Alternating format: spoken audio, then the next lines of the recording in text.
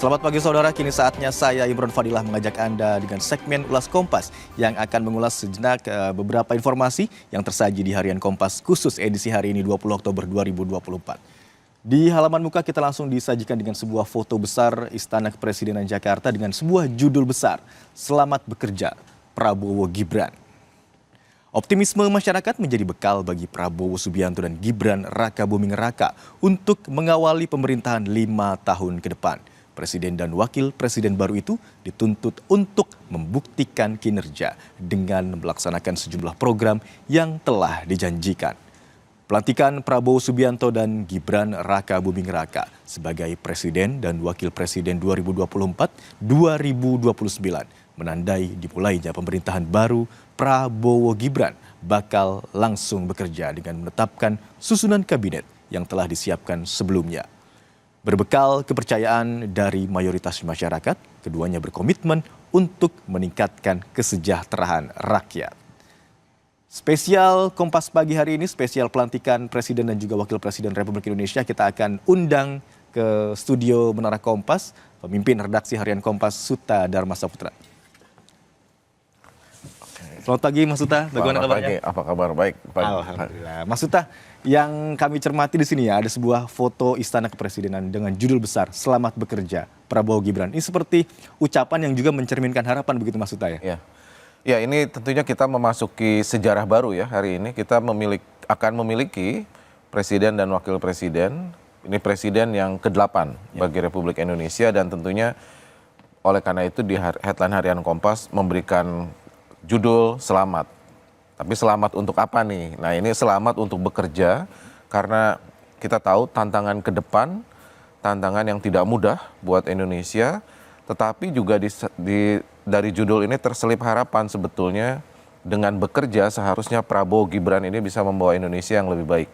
Kenapa? Karena kami dari Harian Kompas memang melakukan survei yang menunjukkan bahwa sebetulnya tingkat kepercayaan publik kepada pemerintahan Prabowo Gibran ini boleh dikatakan cukup besar ya.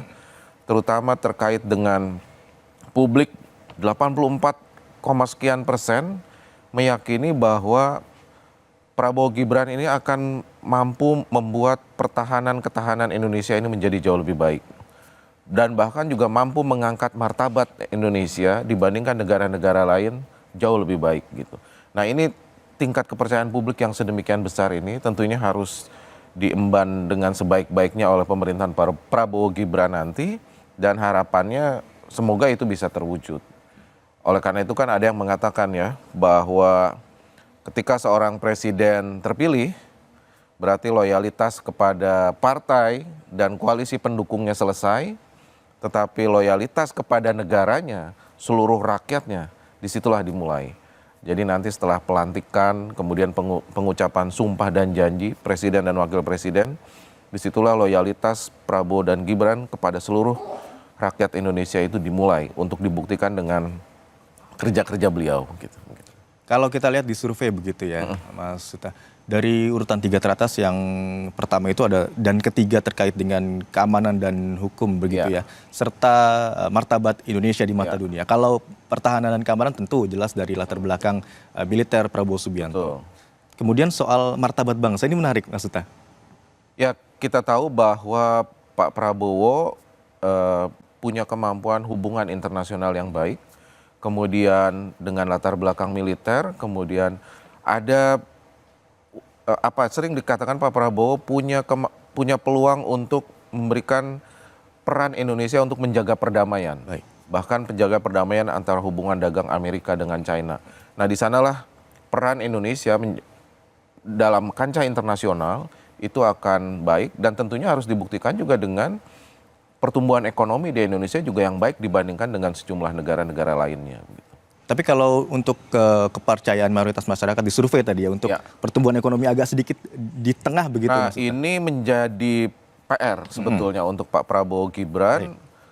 Ternyata publik justru masih agak tidak yakin ini dengan program kesejahteraan. Jadi PR pekerjaan ekonomi dari Prabowo Gibran ini menjadi sangat penting. Ada 4 persoalan yang dikatakan masih di bawah 60%. Pertama, keyakinan Prabowo Gibran memberantas korupsi. Kemudian terkait makan siang gratis, Baik. atau sekarang disebut bergizi ya. Kemudian pendidikan gratis dan terkait dengan persoalan-persoalan kesejahteraan sosial. Nah, ini yang menjadi PR bahwa publik yakin terkait dengan pertahanan Indonesia akan menjadi lebih maju, martabat. Tetapi terkait dengan isu-isu ekonomi, di sini publik masih meragukan. Oleh karena itu tingkat kepercayaan mereka masih di bawah 60%. Apa yang membuat publik dalam tanda kutip begitu ya, tidak optimistis terkait dengan pertumbuhan ekonomi dan kesejahteraan rakyat di bawah kepemimpinan Prabowo dan Gibran? Nah, itu mungkin perlu dieksplor ya, karena mesti ada riset-riset yang lebih mendalam. Tetapi kalau kita melihat bahwa memang tantangan ekonomi ke depan ini tidak mudah ya. Dan ada salah satu analisis yang menyebutkan salah satu untuk mendorong pertumbuhan ekonomi Indonesia yang baik, harusnya proses investasi di Indonesia ini sangat cepat.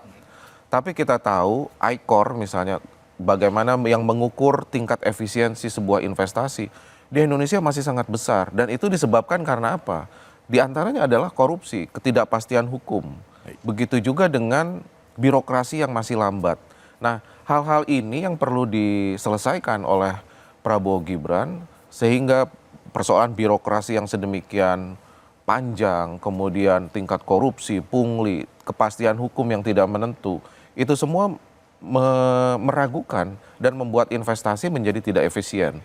Dan di situ kita menjadi kalah bersaing dengan negara-negara lain. Oleh karena itu ketika persaingan ekonomi sedemikian kuat, kemudian bagaimana Indonesia harus menunjukkan performanya lebih baik, betul-betul menjadi bintang bagi siapapun untuk berinvestasi di Indonesia. Tetapi di sisi yang lain, ketahanan ekonomi Indonesia juga menjadi sangat menentukan. Indonesia harus menjadi negara yang mandiri, tidak tergantung oleh dinamika global yang terjadi. Timur Tengah terjadi seperti apapun atau perang dagang sekencang apapun, Indonesia mampu menjadi negara yang mandiri, ketahanan ekonominya sangat kuat. Gitu. Nah, itu yang membuat orang ingin berinvestasi, gitu. Dan masyarakatnya tentu yang paling utama dia juga mendapatkan lowongan pekerjaan yang cukup. Nah, ini menjadi persoalan. Banyak anak muda susah mencari pekerjaan. Ini menjadi PR bahwa pemerintahan Prabowo Gibran harus mampu menciptakan lapangan kerja yang besar dan memberikan penghasilan kepada para pekerja dan yang lain, baik sektor informal maupun informal, dengan pendapatan yang berkualitas. Untuk dua aspek terkait dengan martabat Indonesia di mata dunia, kemudian keamanan dan hukum begitu ya, sudah ada latar belakang dari Prabowo Subianto. Sementara itu untuk wakilnya, Mas Uta, Gibran Raka Buming Raka, apa aspek yang dapat mendongkrak setidaknya dari sosok Gibran Raka Buming Raka? Nah, ini menarik ya, dari survei yang Harian Kompas kemarin sajikan ya, bukan yang hari ini, citra ya, citra Prabowo dan Gibran. Citra Prabowo memang lebih tinggi daripada Gibran ya. Baik. Citra Prabowo 84, citra Gibran ini 72. Tapi dibandingkan dengan citra Wapres sebelumnya, citra Gibran ini cukup tinggi. Nah, saya rasa Gibran sebagai calon wakil presiden nanti, yang juga dari generasi yang sangat muda, mestinya bisa menangkap kebutuhan anak muda dan perubahan zaman yang sedemikian cepat. Ada yang mengatakan pertumbuhan ekonomi Indonesia bisa mencapai 8% seperti yang ditargetkan Prabowo jika mindsetnya berubah. Ada cara-cara terobosan baru. Nah, kita berharap sebetulnya dari Gibran sebagai wakil presiden yang dari generasi muda ini bisa membuat banyak terobosan. Gitu. Tapi kalau dari redaksi Harian Kompas dan juga hasil survei dengan masyarakat begitu yang dilakukan, bagaimana pandangan mereka dengan Gibran ini masih muda, tapi apakah pengalamannya sudah dianggap mumpuni untuk menjadi wakil presidennya Prabowo Subianto? Ya itu masih diuji ya. Ada yang menyebut keberhasilan Gibran di Solo dan yang lain-lain masih tidak terlepas dari peran ayahnya yang juga menjadi presiden. Tetapi apapun itu, pemilu sudah menunjukkan bahwa rakyat hampir 58% sekian ya, menunjukkan memberikan suaranya kepada Prabowo dan Gibran. Artinya itu kepercayaan yang sangat besar. Apapun, Gibran adalah calon wakil presiden terbaik yang dipilih melalui pemilu yang sangat demokratis dan kita berikan kepercayaan kepada Prabowo dan Gibran untuk memberi kesempatan kepada mereka untuk bekerja, tentunya dibantu juga oleh para tim kabinet, menteri dan wakil menteri yang juga mumpuni, sehingga kerja-kerja atau visi mereka berdua itu bisa dilaksanakan dengan sangat baik dan cepat dan tepat gitu. Kalau meskipun sekarang belum ada pelantikan menteri begitu, hanya beberapa pihak atau tokoh yang kemarin kita lihat bersama-sama diundang ke Kertanegara mendapatkan pembekalan di Hambalang, Jawa Barat begitu ya. Bagaimana redaksi harian Kompas melihat hal ini dengan diundangnya beberapa pihak atau beberapa tokoh, jumlahnya bahkan 49 dan di hari kedua di pembekalan itu 59 kalau tidak salah begitu Mas Uta. Ya, terkait kabinet ya, calon menteri kemudian ada calon wakil menteri, kita semua tentunya tidak bisa menilai sebelum mereka bekerja. Tetapi kalau dilihat dari sejumlah track record, kita melihat ada menteri-menteri yang punya kompetensi dan kinerja yang baik. Ini masih diambil oleh pemerintahan Prabowo Gibran. Saya rasa itu spesifiknya juga menteri-menteri ekonomi. Itu saya rasa itu menjadi modal. Sesuai visi Pak Prabowo juga keberlanjutan begitu. Tetapi ada juga calon-calon menteri yang juga baru, yang juga punya kompetensi. Saya rasa itu juga menarik. Meskipun di satu sisi kita juga ada sedikit terkejut juga. Kok ini? Setuju, Mas. Kok ini? Ini 7 bulan benar ini. 7 bulan yang cukup panjang ini betul-betul dilakukan untuk memilih orang-orang terbaik untuk menjalankan, mengimplementasikan visi misi presiden dan wakil presiden. Kita melihat sepertinya masih ada juga.